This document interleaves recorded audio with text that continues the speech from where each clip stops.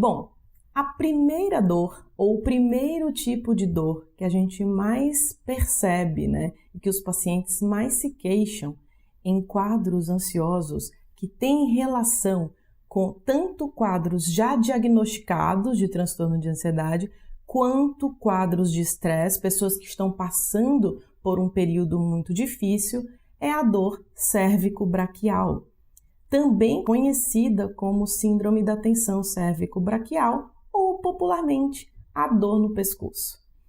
Essa dor eu já falei para vocês num vídeo que eu dei 7 dicas para melhora de ansiedade. Se você não viu, clica aqui no card depois para assistir.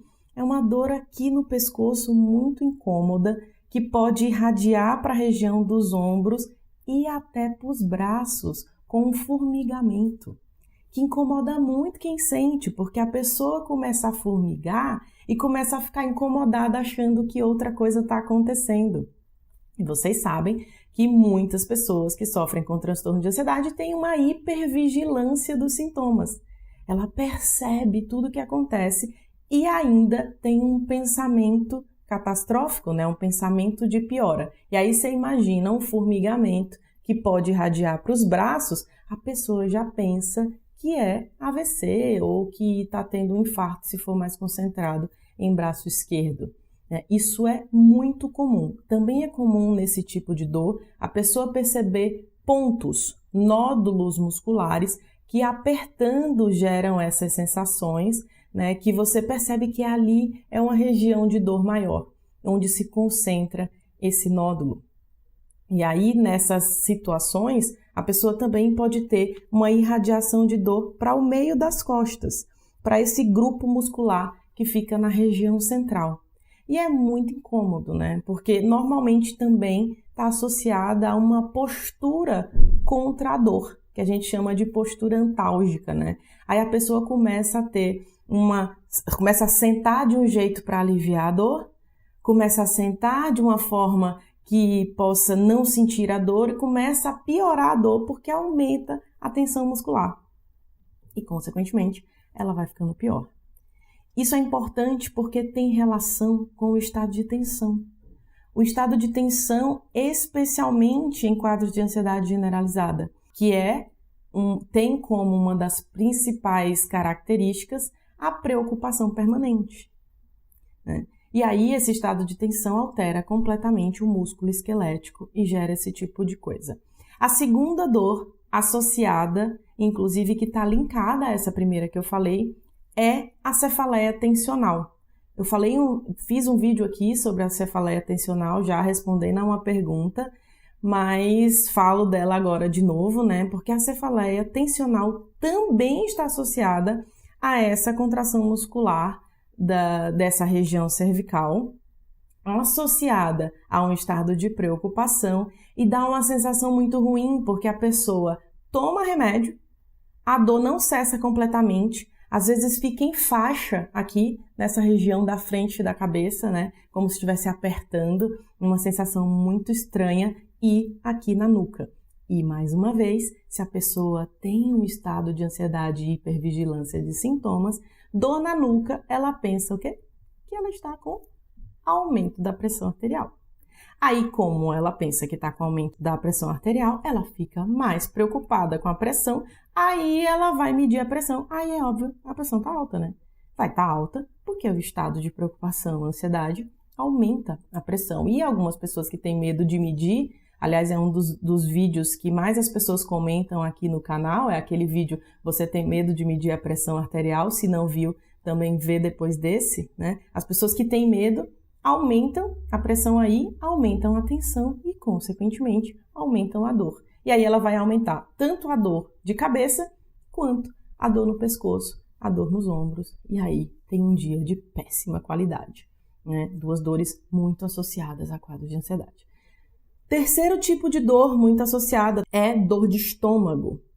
A dor de estômago tem uma relação com estresse e ansiedade, porque o estômago pode doer quando aumenta a produção de ácido clorídrico. Ácido clorídrico extremamente importante para a nossa digestão, para a digestão de proteínas principalmente, para que as proteínas sejam quebradas ali, preparadas para absorção.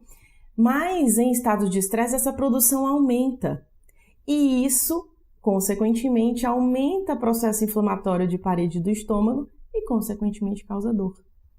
E aí você imagina para onde tudo isso leva, né? Porque se a pessoa está ansiosa, super estressada, ela aumenta a produção de ácido clorídrico. Aí isso já tem muito tempo, consequentemente ela altera a digestão, aí ela altera a microbiota intestinal também, ela vai começar a alterar a absorção e, secundariamente, produção de neurotransmissores no trato gastrointestinal e os precursores da produção deles no cérebro. Quando eu falo para vocês que saúde mental é corpo inteiro e não do pescoço para cima, é por tudo isso. Porque tem uma relação com o corpo todo, né? Com todas as manifestações que a gente tem. Então, bem comum, dor de estômago também. A quarta dor tem muita relação com os pacientes de TAG, né? De transtorno de ansiedade generalizada que eu citei, que predominantemente tem um nível de preocupação acima do considerado razoável, né, para um determinado tipo de problema, né? São pessoas extremamente tensas, preocupadas, estão ali sempre pensando que algo pode dar errado, se preparando para um resultado que pode dar errado, né? Então, esse estado de tensão dessas pessoas pode gerar não somente a dor que eu falei no início, a número 1, como dor no corpo inteiro. Dor realmente no corpo inteiro. Porque o estado de tensão é do músculo esquelético. Quando você está falando de tensão, você está falando de contração, mesmo que ela seja sutil nos músculos. E quando você está falando disso, você está falando de alteração de drenagem de sangue. Você está falando de alteração de oxigenação, de produção de radicais livres e, consequentemente, de aumento de dor. Aí a pessoa pensa de cara, porque ela põe no Google, e ela pensa, dor no corpo inteiro, aparece lá o quê? Fibromialgia. Claro que é fibromialgia, eu tenho dor no meu corpo inteiro. E não necessariamente é fibromialgia, tá? Pode ser? Pode. A pessoa pode ter transtorno de ansiedade e fibromialgia? Pode. Pode ter só ansiedade e dor no corpo sem ser fibromialgia? Pode. E também ela pode ter um quadro de ansiedade posterior ao diagnóstico de fibromialgia, secundário à história de dor, porque quanto mais dor uma pessoa tem, mais ela produz dopamina e noradrenalina focada naquela dor. Consequentemente, ela vai ficar mais ansiosa. Mas o tratamento da fibro tem modulação de neurotransmissor? Tem, mas também tem uma preocupação com produção de energia de mitocôndria, né? Um resgate dessa saúde mitocondrial, produção de oxigênio, de nutrientes ali para a saúde celular. Mas uma coisa pode andar junto e pode ser separada da outra. Então é preciso que se exclua isso, para não ficar todo mundo que acha que tem dor no corpo inteiro é porque tem fibromialgia, tá bom? E o último tipo de dor, que é o quinto tipo, é uma das dores que mais causa sofrimento, que eu já falei aqui no vídeo que eu falei de palpitação e ansiedade, né, a batedeira no peito, eu expliquei sobre ela, que é a dor torácica. E por que é das que causa mais sofrimento? Porque uma pessoa que tem dor torácica, a primeira coisa que ela pensa é que ela está infartando, que ela angina, né? E, obviamente, tem que se excluir causa cardíaca em dor no peito. Sempre. Mas o que acontece em quadros ansiosos?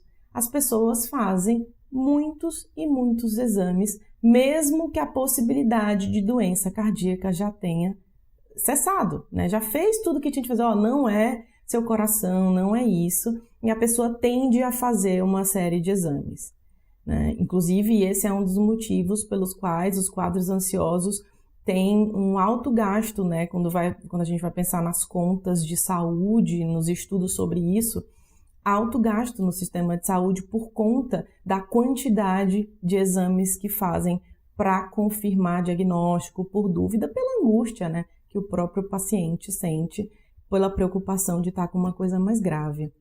Mas essa dor no peito, depois que se exclui causa cardíaca, precisa ser tratada a ansiedade, porque gera tensão, contração muscular, alteração inclusive de postura, e essas contrações, né, com essa subida de noradrenalina dos quadros ansiosos, faz com que isso aconteça. E aí, quando quando você pratica exercício físico, quando você medita, quando você melhora a sua alimentação, tudo isso tem a ver com melhora de ansiedade, né? Quem lê o livro Ansiedade Controlada sabe disso, né? Tá aqui abaixo desse vídeo. Você vai ver que isso melhora. Você percebe que muitas vezes você tá com uma angústia, um aperto no peito, e você resolve o problema que tá te angustiando e aquela dor passa. Dor de infarto, de angina, não se comporta da mesma forma da dor dos quadros ansiosos, certo?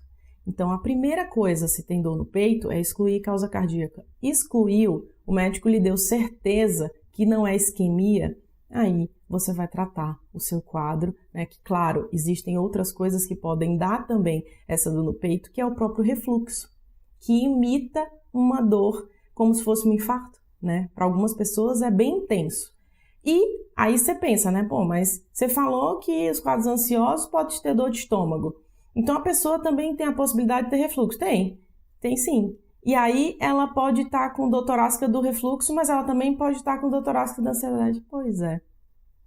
Por isso que é um assunto complexo, que tem que tratar tudo e tem que pensar em tudo no corpo todo. Certo? Esses são os 5 tipos de dores muito comuns em quadros ansiosos, eu vou repetir, que é síndrome da tensão cervical ou síndrome cérvico-braquial, né? Essa dor aqui na região pescoço, ombro e que pode irradiar para braços e costas. Dores de cabeça, prevalentemente cefaleia tensional. Dor no estômago, dores difusas que se confundem com fibromialgia e a dor no peito.